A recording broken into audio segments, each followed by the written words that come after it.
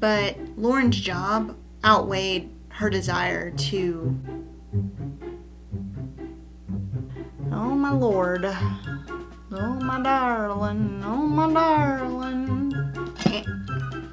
Mom! Max Monroe is a new...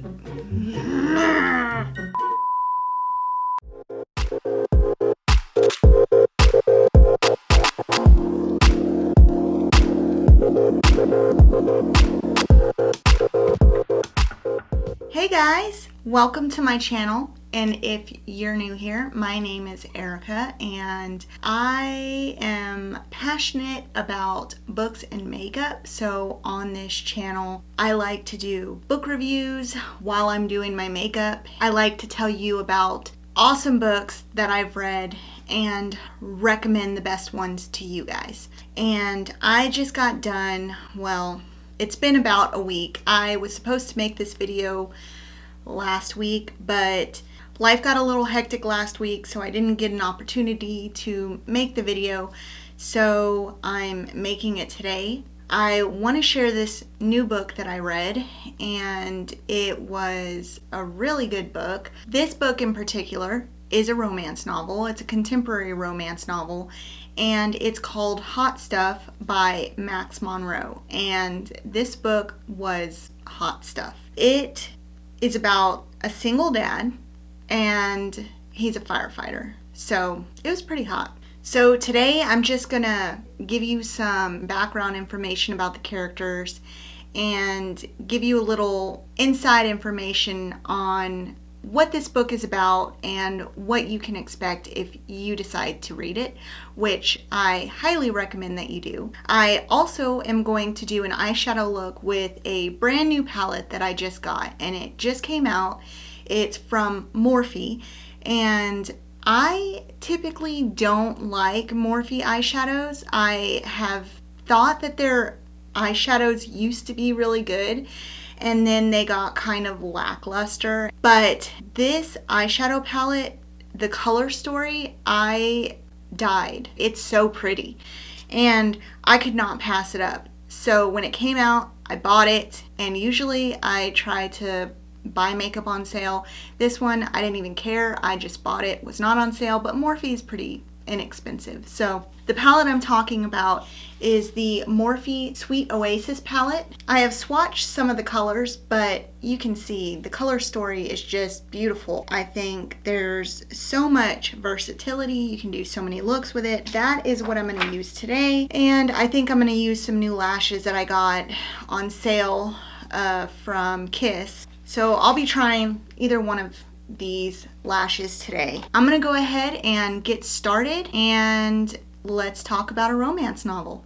When the story starts out, you meet a woman named Lauren Carroll. She is a very strong, independent, beautiful doctor. She's built a life for herself, and she loves her chaotic family. And even though she's single, she prides herself on not ending up in marriages like her sisters did. Because she's seen what her sisters' marriages are like, she's had the ability to see the downsides of what a marriage can bring. She's also the daughter of the captain of Station 18 Firehouse in San Diego. Now, Lauren's dad was a good dad, and she knew that he did everything that he could to support and provide for his family. That reality didn't make it any easier on Lauren when she realized that her now deceased mother probably wanted more in a relationship. Lauren realized that it couldn't have been easy for her mother, who had to basically raise 3 daughters on her own while battling multiple sclerosis. So having grown up with a dad who wasn't always home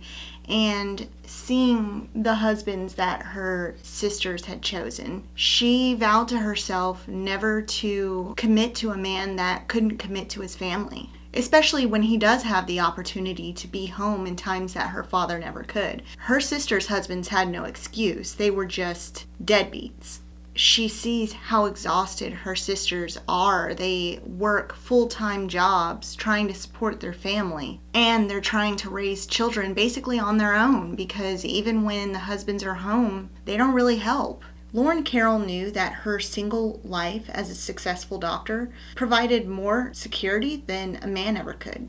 Lauren had recently moved back home to San Diego because she was living in New York City. She was working at a clinic in San Diego now, and it was a family practice. Her day was often filled with mundane physicals and wellness checks. When Lauren Carroll entered the exam room that her next patient was in, she was thrown a little off kilter by the man sitting in the room. His name was Garrett Alexander, and he was hot stuff. Garrett Alexander was not just a handsome guy, he was a beautiful guy. His presence seemed larger than life in that tiny exam room, and according to Lauren, his physical appearance should be illegal. It didn't help that his interactions with her were of a flirtatious nature, and seeing as he was there for a physical, she never actually had to make conversation, especially with a really hot dude, before she had to feel his balls. Normally, that part of the physical didn't make her blush, but she could barely gather her thoughts in front of Garrett. Garrett, seemingly trying to distract Lauren from the awkward situation, tried to make small talk with her, but Lauren could barely even answer the most basic questions during the normal vital screening. How was she expected to answer anything when she had Garrett's balls in her hands? Lauren was all too familiar with the reason why Garrett needed a physical in the first place. He was a firefighter, and she knew all too well what that kind of life entailed. Therefore, she knew that even entertaining the idea of taking this physical exam further than the doctor's office was not only unprofessional, but that wasn't the kind of partner she'd envision having for her life, if she even ever got to the point of wanting to be in a relationship. However, even though Lauren knew that fantasizing about a relationship of any kind with Garrett was off the table, she couldn't ignore the feelings of desire that he seemed to elicit around her. Lauren's desire to keep her job outweighed her desire to entertain any idea of exploring the physical attraction that she had to Garrett. So she tried to quickly put out the fire that he managed to stoke in her. I'm going to go draw my eyebrows on, and I will be right back.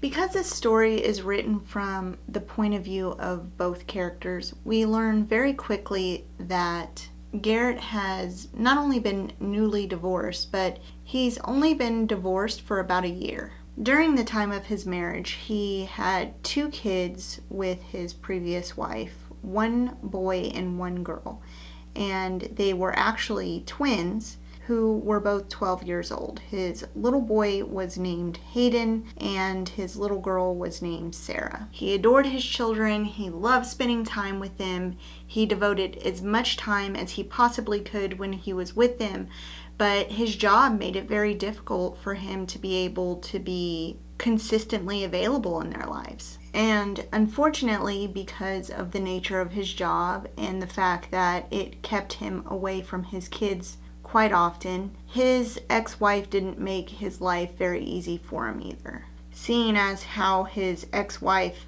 Bethany, made him feel like he never put anything as a priority above his job, he quickly succumbed to the fact that he probably wouldn't have any kind of meaningful relationship with another person in his lifetime. But every single moment that he wasn't putting fires out at work, he was spending with his kids. He was trying to be a devoted father. He was trying to be present in their lives. So because most people knew what Garrett was going through, knew that he had just been divorced and was sharing custody with his ex-wife, the people in his life that knew him knew he'd be spending holidays probably by himself if he didn't have his kids. So the captain of the firehouse that he worked at invited him over to Thanksgiving. He kind of had no other choice but to say yes. Nobody said no to the captain. he was incredibly intimidating. So back to the point of view of Lauren, as she is preparing the Thanksgiving feast in her dad's house, both of her sisters are there with their husbands and all of their kids. While elbow deep in Thanksgiving preparations, Lauren's dad announces that he had invited an extra guest for Thanksgiving, somebody from the firehouse who didn't have a place to go. Lauren wasn't very enthused because she'd already been doing everything by herself, preparing everything for Thanksgiving, and now she had another guest to feed and entertain. But she knew that she would just have to deal with it and put a smile on her face because nobody said no to her dad, so she just went along preparing for Thanksgiving. When the extra dinner guest arrived at her dad's house, she was incredibly surprised to see that it was Garrett Alexander, and she knew that he was a firefighter, but she had no idea that it was at the firehouse that her dad worked at. But as much as Lauren was surprised, Garrett was also equally surprised, and he was actually kind of thrilled to see her again. But in a way, he was kind of intimidated that the doctor that he had the hots for was the captain's daughter. Even though they were both excited to be encountering each other again, they were also kind of hesitant as how to act around each other, especially in front of the captain. They knew that the captain wouldn't approve of them having any kind of flirtatious banter or intimate relationship. But during the time that they spent around each other on Thanksgiving, Lauren quickly realized how different Garrett was from the men that she'd known in her life.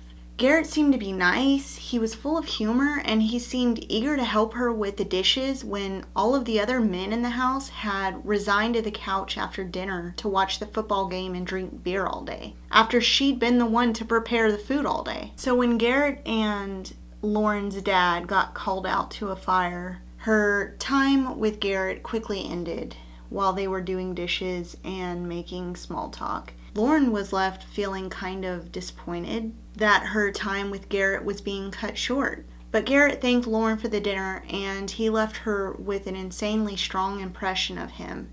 That's where it ended because neither one of them exchanged phone numbers or made promises to meet up again. And once again, Lauren felt like she had to find some way to ignore the feelings that Garrett made her feel. So months had gone by, and Garrett and Lauren had done a really good job at trying to put their feelings for each other behind them. But when Lauren was having lunch with a coworker one day, she encountered Garrett yet again. Lauren had had one too many iced teas, and she had to go to the bathroom so bad that her bladder felt like it was going to rupture. And when she excused herself from the table with her coworker, she headed to the ladies' room, realized there was an incredibly long line, and she was about to pee her pants. Having no patience to wait any longer, she ended up going into the men's room. As she was finishing up her business in the restroom with a moan of satisfaction, she heard the door to the men's restroom open, and she started to panic because there was only one stall, which means the person who entered the restroom was obviously going to be waiting to use the restroom. As she was hurriedly maneuvering in the dirty, gross men's restroom, she tried not to touch any surfaces and ended up bumping into the door, and the person who was standing outside of the stall asked if she was okay, and she knew immediately that that voice was very familiar and it was definitely belonging to Garrett. So once she came out of the restroom, she was a little bit embarrassed for having been in there in the first place and for meeting in such a unconventional place. But once again, their humorous encounter in the bathroom led to no future plans for meeting up and yet again not exchanging numbers. But Garrett's best friend Jake, whom he was at the restaurant with, he encouraged him to move on. It's been long enough since the divorce. He should go find somebody he could be happy with. And he could tell that the encounter with Lauren left Garrett flustered in the best possible way. So after Garrett spotted where Lauren was sitting in the restaurant, he mustered up all of the courage that he possibly could to ask her out. Needless to say, after much pep talk, they did manage to go on a date, and that's where the hilarious beginnings of what could promise to be an exciting relationship began. On their date, they somehow ended up going to a pet store, and the amount of times I laughed during that scene was ridiculous. I mean, if I told you that the purchase of a fish and spirit animals named Fat Frank were the topic of conversation throughout the date, you wouldn't believe me. And that was when Fat Frank possibly became my favorite character in the entire story. While Garrett and Lauren's relationship journey was filled with funny banter and insane chemistry and a blossoming promise of love, they both struggled to commit in a way that they wanted to each other because of Lauren's dad. They felt that they had to keep a secret from the captain because they knew he wouldn't approve of them being together. I'm going to go ahead and put on the rest of my makeup, and I will be back to talk about what my thoughts are on the rest of the book and give you a synopsis of what you should expect if you choose to read this book. And I'm back and my makeup is done. I have to say, this eyeshadow palette is awesome. The shades are super blendable and the shimmers are really good. I really think this palette is worth getting. Anyway, back to the story. It was so refreshing to read a story with such relatable characters. Garrett was just a genuine guy who was trying to do good in his community while also being a good dad to his kids. There weren't any dark skeletons in his closet. Lauren was a great woman who was beautiful and she had a good heart. She was cautious because of the things that she witnessed in her life.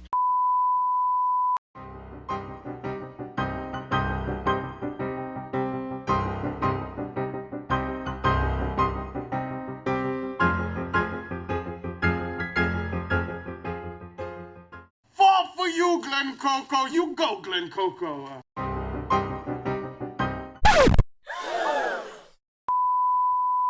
I truly enjoyed this book and I hope that you read it. As always, thank you for your time and your patience. And if you have any book suggestions, let me know in the comments what you want me to read. I can't wait to see you in my next video.